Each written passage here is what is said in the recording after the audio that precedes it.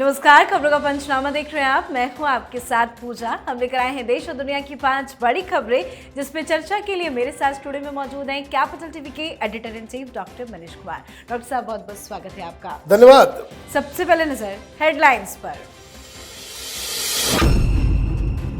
आज पूरा देश मना रहा 76वां गणतंत्र दिवस। कर्तव्य पथ पर दुनिया ने देखी भारत की ताकत और सांस्कृतिक विरासत की झलक। आसमान से लेकर जमीन तक दिखा अद्भुत नजारा। पीएम मोदी के अंदाज ने भी सबका दिल जीता। दिल्ली चुनाव में बड़ा पोस्टर वॉर। आम आदमी पार्टी ने राहुल गांधी को बताया सबसे बड़ा बेईमान, तो कांग्रेस पहुंची चुनाव आयोग। अमित शाह ने भी केजरीवाल को जमकर घेरा। महाकुंभ में पहुंचे अखिलेश यादव, संगम में किया स्नान। 11 बार लगाई डुबकी। बीजेपी बोली देर आए दुरुस्त आए, अब अखिलेश लोगों को डराना बंद करेंगे। गणतंत्र दिवस पर पंजाब हरियाणा के किसानों का ट्रैक्टर मार्च। जमकर की नारेबाजी, केंद्र सरकार को घेरा। सीएम भगवत मान ने किया विरोध प्रदर्शन का खुला समर्थन। बांग्लादेश की यूनुस सरकार को अमेरिका ने दिया बड़ा झटका। ट्रंप ने अमेरिकी सहायता पर लगाई रोक। सब्सिडी और समझौते तुरंत बंद। खबरों की शुरुआत में सबसे पहले बात गणतंत्र दिवस की। आज भारत अपना 76वां गणतंत्र दिवस मना रहा है। इस खास मौके पर दिल्ली के इंडिया गेट स्थित कर्तव्य पथ पर शानदार परेड हुई। राष्ट्रपति मुर्मू ने कर्तव्य पथ पर हुए इस प्रोग्राम में शामिल होने के लिए इंडोनेशिया के राष्ट्रपति के साथ पहुंची और तिरंगा फहराया। परेड के दौरान 16 राज्यों, केंद्र शासित प्रदेश, दिल्ली और केंद्रीय मंत्रालयों की झांकियों के जरिए भारतीय संस्कृति का प्रदर्शन किया गया। इस बार झांकियों की थीम स्वर्णिम भारत, विरासत और प्रगति रखा गया है। पहली बार कर्तव्य पथ पर एक साथ 5000 कलाकारों ने प्रस्तुति दी। जमीन से लेकर आसमान तक स्वदेशी भारत की ताकत नजर आई। फ्लाई पास्ट में 22 लड़ाकू विमान, 11 परिवहन विमान और 7 हेलीकॉप्टर समेत कुल 40 विमानों ने हिस्सा लिया। लड़ाकू जहाजों की गगनभेदी आवाज और उनकी जाबाजी भरे कर्तव्यों से दुश्मन देशों को भी कड़ा संदेश गया।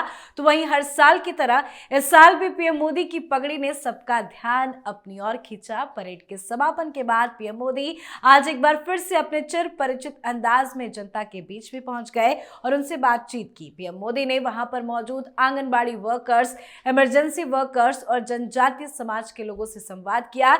इस दौरान उन्होंने दर्शकों का अभिवादन भी स्वीकार किया। प्रधानमंत्री काफी देर तक हाथ हिलाते हुए दर्शकों का अभिवादन स्वीकार करते नजर आए। जैसे जैसे समय आगे बढ़ रहा है, भारत की ताकत और बढ़ती जा रही है। देखिए क्या कोइंसिडेंस है, इस बार विरासत को दिखाया गया और धर्म से जुड़े हुए प्रतीक चिन्हों को ही, जितने भी प्रदर्शनी जो आज दिखने को मिला, हर में धर्म का एक एलिमेंट था।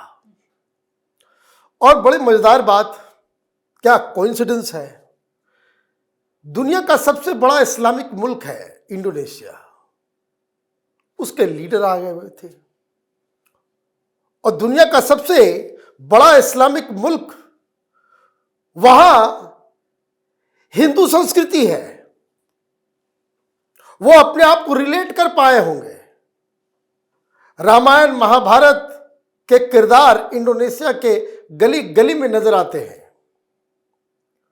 वहां के जो विमान है, एयरलाइंस, उसका नाम है गरुड़।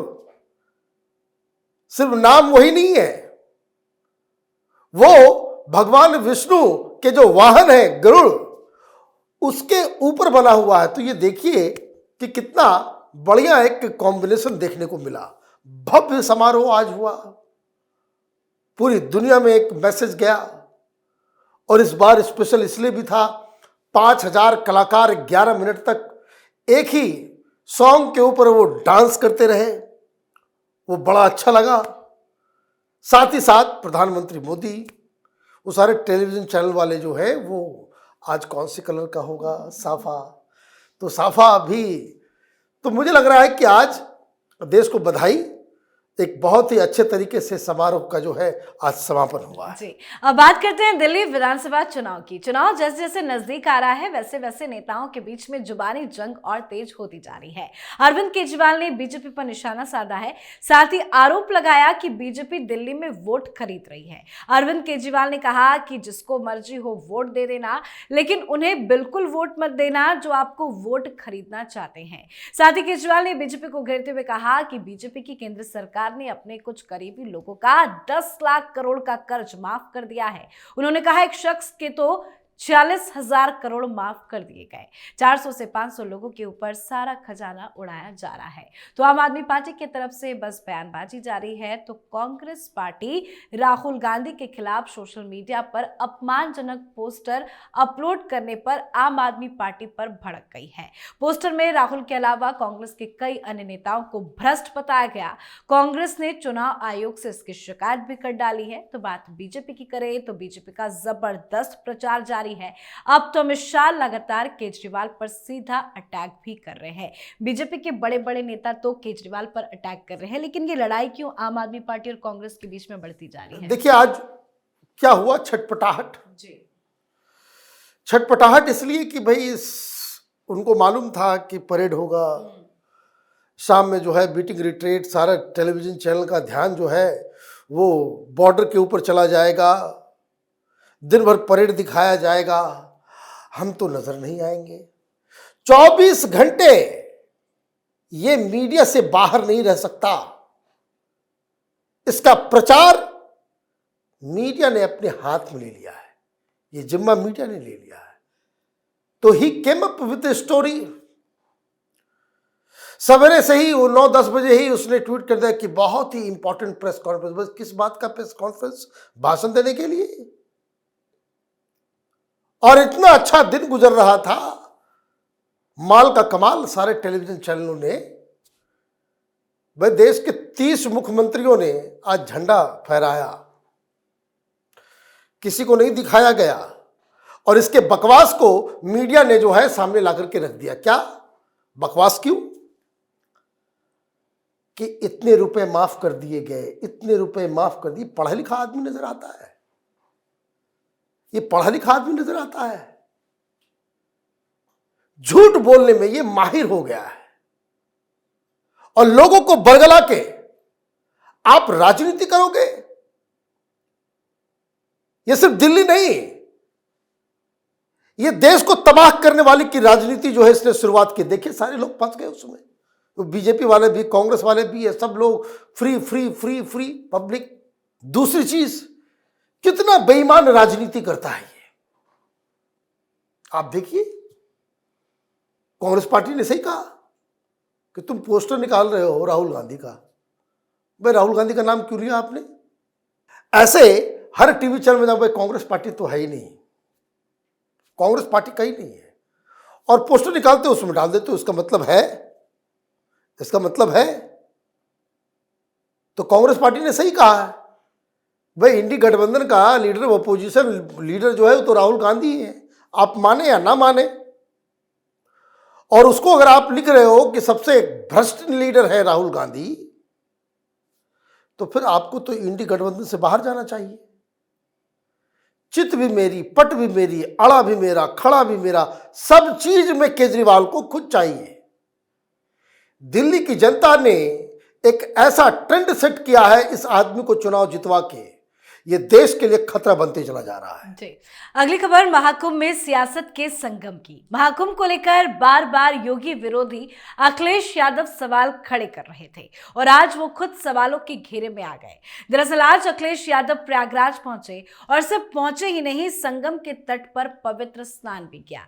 अखिलेश यादव ने बेटे अर्जुन के साथ त्रिवेणी संगम में 11 डुबकियां लगाई। अखिलेश यादव समाजवादी पार्टी के शिविर में भी गए, यहाँ कई संत महात्माओं के पंडाल पंडाल में पहुंचकर उनके दर्शन किए। अखिलेश के संगम स्नान को लेकर बीजेपी जबरदस्त हमलावर हो गई है।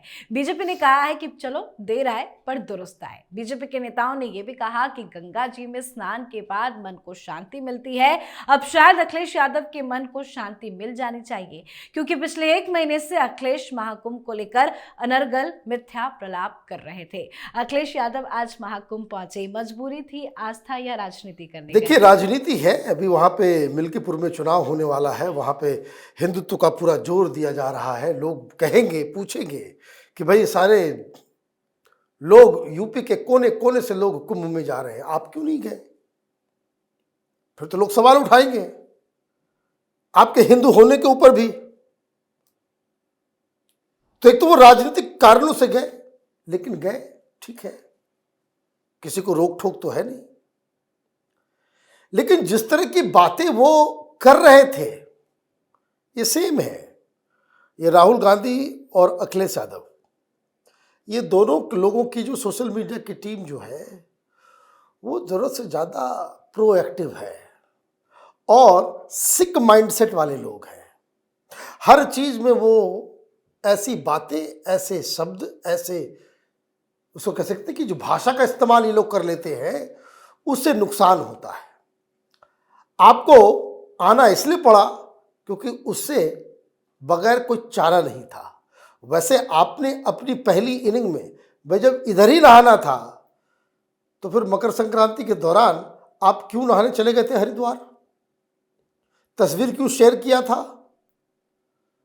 और अब आप जाओ, आपने नहा लिया है तो फिर ठीक है, पूरे परिवार के साथ आते तो जाओ और अच्छा रहता। जी, बढ़ते आगे बात अगली खबर की। गणतंत्र दिवस के मौके पर पंजाब और हरियाणा के कई किसानों ने आज ट्रैक्टर मार्च निकाला। किसानों ने केंद्र सरकार के खिलाफ पूरे पंजाब में कई जगहों पर ट्रैक्टर मार्च निकाला और जबरदस्त विरोध प्रदर्शन भी किया। किसानों का कहना है कि केंद्र सरकार किसानों से वादा करने के बावजूद उनकी मांगों को मान नहीं रही है और इसी के चलते अपनी मांगों के लिए वो आज ट्रैक्टर लेकर सड़कों पर उतरे हैं। पंजाब के साथ साथ हरियाणा से भी बड़ी संख्या में किसान विरोध करते दिखे। किसानों के इस प्रदर्शन को लेकर मुख्यमंत्री भगवंत मान ने भी अपना समर्थन दिया। सीएम भगवंत मान ने दो टूक कहा कि पंजाब के किसानों ने इस देश को कभी निराश नहीं किया है। हमारे अन्नदाता जो हड़ताल पर बैठे हैं उनको हमारा समर्थन है। पंजाबी कभी भी अपना सिर नहीं झुकाते हैं। क्यों महत्वपूर्ण दिनों को ही ये सारे किसान विरोध के लिए चुनते हैं? देखिए, पन्नू का आदेश आता है, ये लोग शुरू हो जाते हैं। पिछली बार दिल्ली में था, अभी सरकार सजग हो गई है। वो तो हरियाणा के लोगों को धन्यवाद कहिए कि वह फिर से बीजेपी की सरकार आ गई। अगर वहां पे कांग्रेस पार्टी की सरकार होती तो ये हरियाणा पंजाब बॉर्डर के ऊपर नहीं रुके रहते, ये फिर दिल्ली घुस आए होते, दिल्ली घुस आए होते। लेकिन दिक्कत क्या है कि इस बार जहां से पैसे आते थे पहले, जो लोग समर्थन करते थे, वो जॉर्ज सोरोस का दुकान अमेरिका में बंद हो गया, वो डीप स्टेट बंद हो गया। ये खालिस्तानी लोग इधर उधर भाग रहे, कनाडा हो या कहीं भी हो, इनकी हालत खराब हो गई। तो ठीक है, आपने अपना पंजाब के अंदर किया, आप कीजिए, अच्छा है। अगर जेन्युइन किसान प्रोटेस्ट कर रहे हैं, उनकी जेन्युइन मांग है, बहुत अच्छी बात है। डेमोक्रेसी में सबको हक है। लेकिन अगर ट्रैक्टर के ऊपर एक खालिस्तानी झंडे, खालिस्तानी लोगों की तस्वीर होगी, राज करेगा खालसा, उस तरह के खालिस्तानी स्लोगन्स होंगे, तो फिर तो सवाल उठाए जाएंगे। अभी कोई मीडिया वाला नहीं जा रहा है, अभी कोई नहीं जा रहा है। पिछली बार तो अन्नदाता अन्नदाता हाय रे हाय करते थे, सब यूट्यूब के ऊपर देखिए कितने सारे लोग थे ना। अभी क्यों नहीं जा रहे हैं? वो इसलिए नहीं जा रहे हैं, वो पैसे आने बंद हो गए। पैसे आने बंद हो गए तो मीडिया कवरेज भी इसका कम हो गया। जी, अब बात आज की आखिरी खबर की। अमेरिका ने बांग्लादेश की यूनिट सरकार को बहुत बड़ा झटका दिया है। ट्रंप ने बांग्लादेश को दी जाने वाली अमेरिकी मदद पर रोक लगा दी है। ट्रंप ने अमेरिका की बागडोर संभालते ही कई देशों और अंतर्राष्ट्रीय संस्थानों को दी जाने वाली आर्थिक मदद पर 90 दिनों के लिए तत्काल रोक लगा दी है। यूएसएआईडी ने पत्र लिखकर इसकी जानकारी दी है। इससे पहले उन्होंने यूक्रेन को दी जाने वाली सहायता पर रोक लगा दिया था। अब एक और बड़ा फैसला लेते हुए अमेरिकी सरकार ने मोहम्मद यूनुस के नेतृत्व वाली बांग्लादेश सरकार को दी जाने वाली मदद रोकने का निर्णय लिया है, जो मोहम्मद यूनुस के लिए बहुत बड़ा झटका है। ये फैसला आखिर क्यों लिया गया? देखिए, फैसला बिल्कुल साफ साफ तौर पे लिया गया है। जो प्रेसिडेंशियल ऑर्डर है उसमें साफ लिखा गया, protecting the United state from foreign terrorist and other national security and public safety threats. Executive order. Trump साहब ने कई सारे काम कर दिए एक साथ। जितने एड्स जो पैसे जा रहे थे वो सिर्फ इजिप्ट और इजराइल, इसको छोड़ के तमाम मुस्लिम देशों के एड को बंद कर दिया सीधा। नंबर 2, 60 दिन का टाइम दिया गया है। ऐसे कोई लोग जो कैलिफेट को, इस्लामिज्म को स्थापित करने की बात करते हैं या कहते हैं, उनको आइडेंटिफाई करने के लिए कहा गया है। लीगल हो या इलीगल रेसिडेंट हो, मैंने भी तो इलीगल तो जाएंगे ही जाएंगे बाहर, अगर लीगल व्यक्ति भी है उसको भी बाहर किया जाएगा। बांग्लादेश के साथ स्पेशल केस है। बांग्लादेश के ऊपर जो एक्शन लिया गया है वो अमेरिकी डीप स्टेट के ऊपर पहला सॉलिड एक्शन है। बांग्लादेश के सारे एड्स को बंद कर दिया गया, पूरा कंप्लीट। ये रिवाइव नहीं होगा, डन एंड डस्टेड। दूसरी चीज, साफ साफ कहा गया है कि हम इसलिए उसको एड नहीं करेंगे क्योंकि वहां पे ये जिहादी किस्म के लोग पावर में आ गए। सबसे बड़ी क्राइसिस क्या होने वाली है? इन लोगों को मिला हुआ है 2.5 बिलियन, मिलियन नहीं बिलियन डॉलर। अमेरिका क्यों दे रहा है इतना? वहां रोहिंग्या है लाखों की संख्या में, वो भी बंद हो गया। अब ये रोहिंग्यास का क्या करेंगे? ये बांग्लादेशी खुद भूखे नंगे हैं। ये अब रोहिंग्या वाले प्रॉब्लम को कैसे सॉल्व? पैसे तो बंद हो गए। इसके अलावा जितना भी पैसा था वो सब बंद कर दिया गया है। ये समझिए कि अभी उल्टी गिनती बांग्लादेश की शुरू हो गई। जी, बहुत बहुत धन्यवाद सर बातचीत के लिए। धन्यवाद। खबरों का पंचनामा में आज के लिए फिलहाल इतना ही। देश विदेश की बाकी खबरों और उनके सटीक एनालिसिस के लिए देखते रहिए कैपिटल टीवी। हमें लाइक कीजिए, शेयर कीजिए और कैपिटल टीवी को सब्सक्राइब कीजिए। नमस्कार।